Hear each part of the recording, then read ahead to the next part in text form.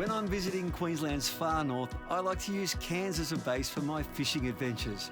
But I also love to get out of the city to explore more of the tropics. One of the great fly and drive holidays in Australia is getting on a plane to Cairns, grabbing a four-wheel drive and heading north. The first part of our journey takes us along the Great Barrier Reef Drive, and you pass iconic spots like Palm Cove, Rex Lookout and Port Douglas. And the road pretty much puts you straight between the coastal rainforest escarpment, the beach and the Great Barrier Reef. It's truly spectacular. This is a great drive. Being a fisherman, I was drawn to the Daintree saltwater Barramundi farm at Wonga Beach. First and foremost, this 49-hectare Barramundi farm provides fresh, sustainably farmed saltwater barra to wholesalers and restaurants across the country. These barra are high-quality fish, but it takes a lot of effort and experience to get farm fish this good. Doing all the little things right, Rob. Obviously our environment we've got here is, it's really pristine, and we pump our water direct from the Daintree River. So we've got a mixture of salt water from the Pacific Ocean, and we've got fresh water that's coming down out of the oldest rainforest in the world. So you don't get much better than that. Clean and green, and that's how I want to keep it, mate. It's my backyard. I love it, mate. I love it. This is also a place where anyone in the family can grab a rod and catch a big barra. Yes, Sally. Just got married 1 week ago today. That was the second best catch I've had all week. And if you want to experience catching a big barra, the Hooker Barra team will have you hooked up in no time. Pretty much cater for all skill levels here, whether you want to catch one on fly or you want to catch your first fish. We've got mum and dad and some kids over there getting their first fish, and it just happens to be the iconic barra in the Daintree here. Yeah, pretty cool. That's the icing on the cake here, mate. You can come here and catch one, you can keep one, or you can try the ones they farm here, and Daintree saltwater barra. Yeah, mate. One of the top things to do if you come to far North Queensland, or tropical North Queensland as they call it these days. Beautiful. Just north of the Daintree Barra Farm, you'll cross the Daintree River by car ferry. Now, this is the start of the famous Bloomfield track, which is four-wheel drive only. We got a great deal on a flash new Toyota Prado four-wheel drive from Six, who are offering 20% off for NRMA members. If you love exploring, it's worth taking the Bloomfield track instead of the highway, because it takes you to one of the far north's most unique places, Cape Tribulation, where the rainforest meets the reef. My next stop on the track is famous for providing much-needed refreshment and respite from the heat. Thank you. Just a short while before you get to Cooktown is the famous Lion's Den Hotel. It's iconic. It's been here 150 years, helping travellers get a bevy and a bite to eat in this tropical heat and beautiful countryside that we have here. And yeah, you can drop in any time. It's their 150th anniversary recently. The celebrations are pretty good, and yeah, it's a must-see. It's pretty cool. Not far from the Lion's Den, there's some pristine tropical freshwater rivers and creeks that are begging to be explored. And I caught up with my mate Jasmine Hardy to do just that. Jasmine loves her fishing and her beloved tropical Queensland. She's an ex-diesel mechanic from the mining industry who now prefers a cleaner, more natural life as a four-wheel drive nomad. We're fishing on a beautiful little tropical stream, one of many in the Daintree. The first pools offered up some small fish, and around every corner there was an inviting new pool to explore. It's a nice one, mate. Yep, that'd be nice. If you were out here camping on your own or with your friends, you'd have dinner, right? Yes, I'd be sorted. Nice red tinge on this, Sooty. I love it that you go fishing for adventure. I mean, they're not known for a table fish. If you were struggling, it'd be dinner. Yeah. Yeah, still a nice fish to catch just for fun. Yeah. How good. Awesome. Beautiful excuse to come and be here in the rainforest. Yeah, the World Heritage listed rainforest. Beautiful environment.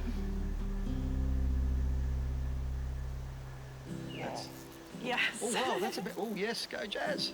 You called it. You go out on the reef, you just got to drop a bait down and you'll catch a fish. But here, Yep. you need that skill to put the lure within a foot or two of the snag. Accurately cast, yeah. Yeah, under trees and all that. So that casting and that skill level and that finesse is certainly half the fun. Yes. I can see you're enjoying Absolutely. that. Such a strong fish, like when you hold them in your hand, they're like super firm and tough. These. You like doing it all on your own, don't you? Yes, I actually prefer to do it on my own.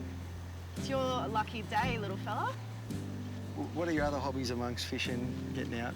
Fishing, camping, that pretty much just sums up my life, fishing and camping, and the best thing is they go hand in hand. Yeah. So yeah, I'm always out doing something. Gets you to beautiful spots Yeah. like this.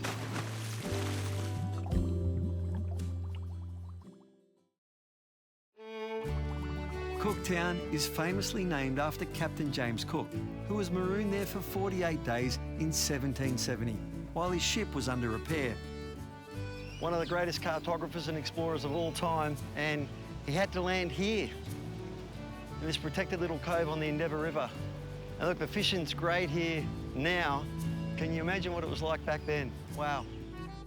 Cook and his crew needed to navigate their way out of the river and the reef, so they climbed to the highest point in the area, to what is now known as Grassy Hill Lookout. Probably one of the best lookouts you'll find, because you've got 360-degree views. You can look over Cooktown, the safe haven of the Endeavour River where Cook and his men took shelter, and then across this side, the Great Barrier Reef. Cook walked up here 3 times because he needed to plot a safe course out. He just didn't want to hit that reef again, of course, and no GPS back in those days, but he worked out how to safely get out. Speaking of getting out, local fishing guide Tom Nevins from Cooktown Barra Charters is taking me to some of his hotspots on the river, and he's got lots of options. Hey! Woo! Oh, how good's this? Up the Endeavour River.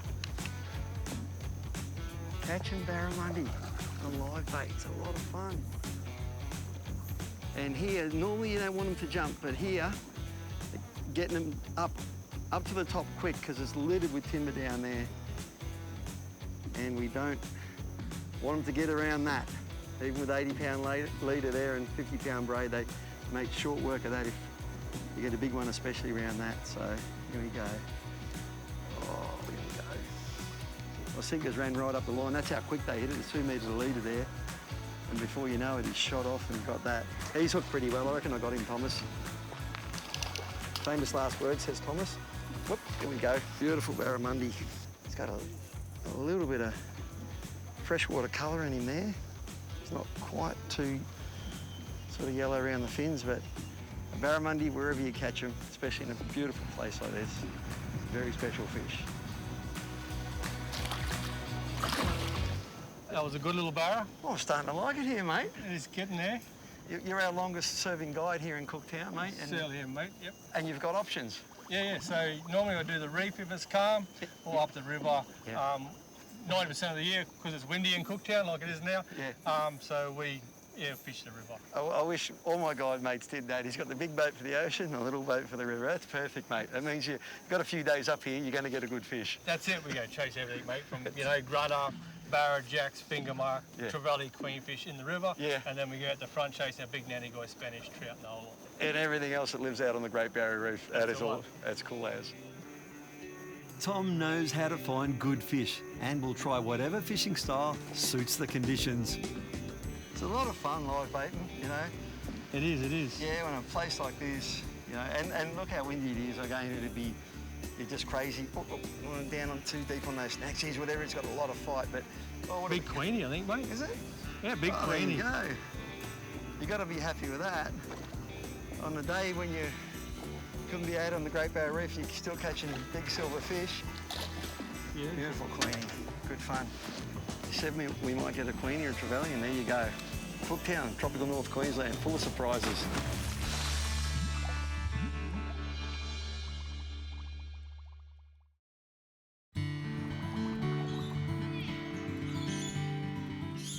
This is my first visit to Cooktown, and I've got to say, I'm loving it already. You come into town and you see these beautiful old-style buildings, and the history gets you straight away. And look, there's lots of places to stay. You've got holiday parks, camping, hotels, but if you want to spoil yourself, this place, the Sea View, looking straight across the Endeavour River. You've got coffee shops on the water, restaurants and pubs, and when you come back to the Sea View here, you've got beautiful, cool, spacious rooms to stay in and relax in between all the activities. There's a pool that actually looks over the water, and you can have a drink while watching the sun come down. It's a pretty special place, and a great place to relax again between all there is to see and do here in Cooktown.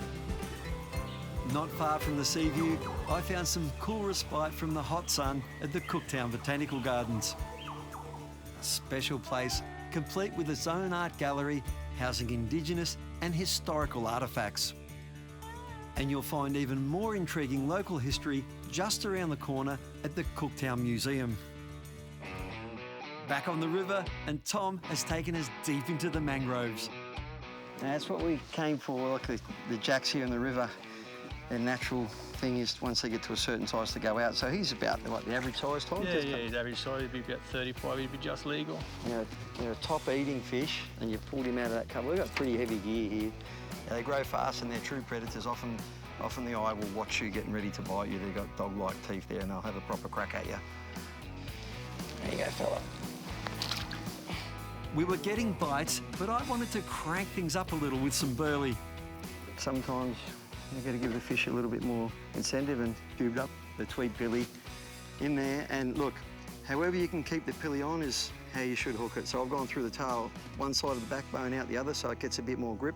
The head's good as well. I fill it if the fish are really fussy, but if you've got a way that can keep it on, that's great, because the little pickers won't get it first. But I can bet your bottom dollar the jacks are pretty wild in there at the moment now since I've put that burley in. And so I'll just lob that down and be ready. This is one of the few cases where I use a J hook. As you can't afford to let the fish turn and run like you do with a circle hook. So J hook's the go, and just hold and wait for that, and you can't mistake a jack bite.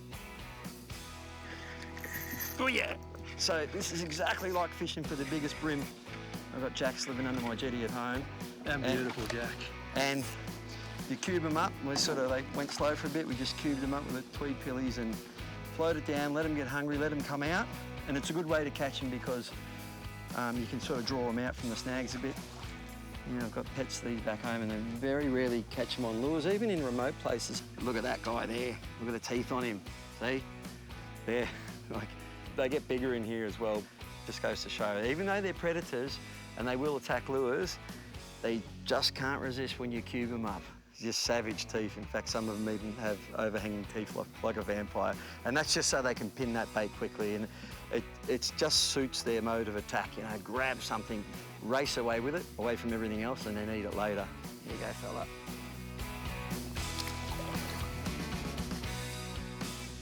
Well, they do get massive. You get them up to sort of 50, 60 centimetres in the estuary, but out on that, once they get real big, they get out on the reef, and they get pretty big. I reckon, yeah, if you catch a jack around a metre, you can pretty much put yourself in the Hall of Fame, right? Well, yeah, well, my biggest was out of Cairns was 14 kilos, and my wife at the same night got one bitten off by a shark that the head and shoulders were bigger noticeably. So that's the biggest that I've ever seen. Massive mangrove jack. They did.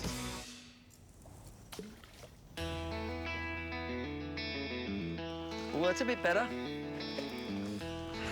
Beautiful big jack. Yeah. It just goes to show, if you catch one on lure, you can usually bet your bottom dollar around this side there's another 20, 30. And that's my experience too along the coast. And He's a little bit bigger. yeah. Oh, it's a class fish, and they are a beautiful table fish. Yeah, 10 out of 10. You know, very few fish in the estuary are as good on the plate as these guys. And that red colour helps them disappear real quick. They love biting at night, and they love it under the shadows.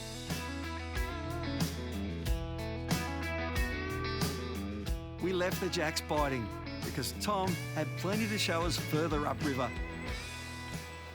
We've moved well upstream from Cooktown and the Endeavour River here, almost into the pure fresh water, and we're going to cast around the snags for a barra and jack, etc. It's a little shallow running atomic slim twitcher I've got there, and I'm going to cast it at snags.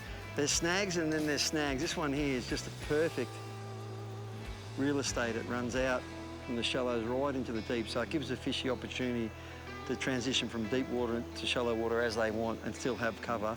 And on top of that, Thomas knows there's barra here, so that helps as well. So cast that along the snag and work it along the snag and see if we can lure one out.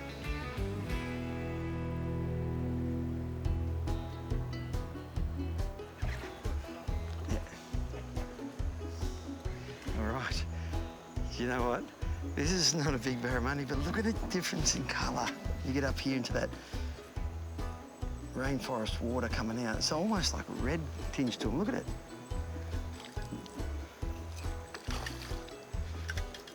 Cooktown rainforest barramundi. Here, little fella. You little beauty. Up in this tannin stained water in the rainforest here, they just change colour to match their environment so they can hide from crocs and catch their dinner.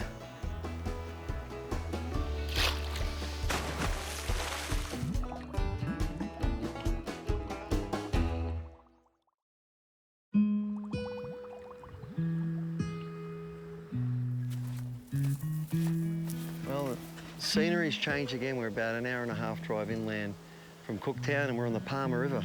Yep, something we can do when the wind's blowing in Cooktown. Yep. We come to the top of the Palmer here and we're chasing sooty grana primarily in a beautiful Melaleuca-lined waterhole. Yeah, it's pretty cool. All right, well. Yeah, very scenic and there's fish everywhere. Yeah, I just love the change of scenery and let's see what we catch, eh? Yeah, go for it, mate. Plenty of fish chasing the lure all through here. It's quite exciting sport fishing, especially when you've got surface lures. Geez, and they just blend in perfectly, don't they, to the water? He's a really nice fish, this one.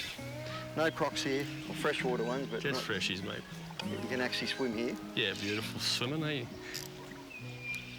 Always, of course, be super croc-wise, talk to the locals before you take a swim anywhere. But look at that.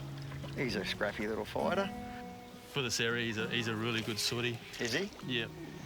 All right. You don't get too many better than him. So not monsters, but a beautiful fish. Beautiful. How would you rate him on the plate, mate? Mate, as a freshwater fish, I'd say one of the best. Yeah, right. Yeah. And there's a lot of them here. Yeah, obviously you come into private country, but all through sort of North Queensland, a very common fish in the freshwater. That's him.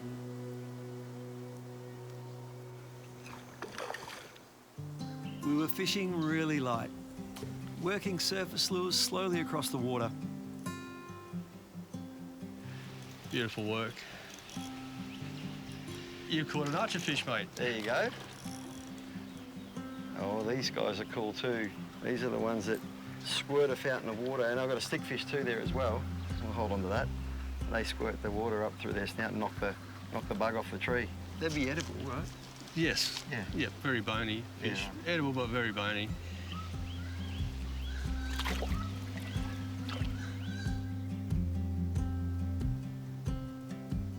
Full chasing it like tuna here. Another big one, mate. Good work.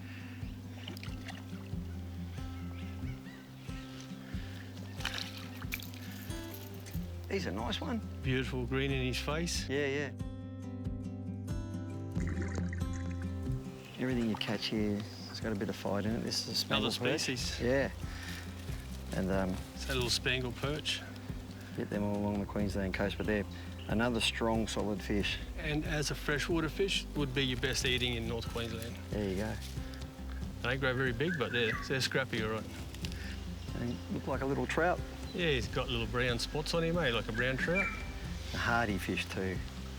Yeah, they're called it in most states in Australia.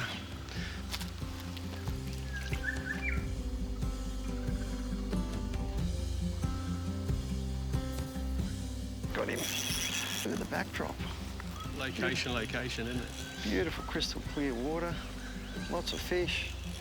This is just your average size one here. Yeah, he's an average. He'd be a real pretty fish, this one. There we go. Might be your little fella. Just about any sort of popper's going to work up here, or a soft one on there. It's a bit of fun. Just muscly, strong fish, aren't they? You can see why why they're good table fish. Yeah, years ago there was miners up here and they nearly wiped them out by putting dynamite, killing all the fish to eat. Yeah. So in the early days, and then yeah, now we've got the numbers coming back. Would have fed a fair few miners as well. I would have It thought. would have, yes, yep, being native fish to the area.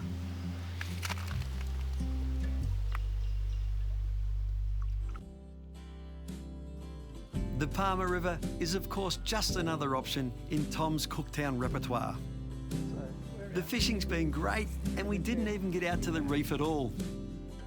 And that just means I'll have to try again next time I come back to Cooktown.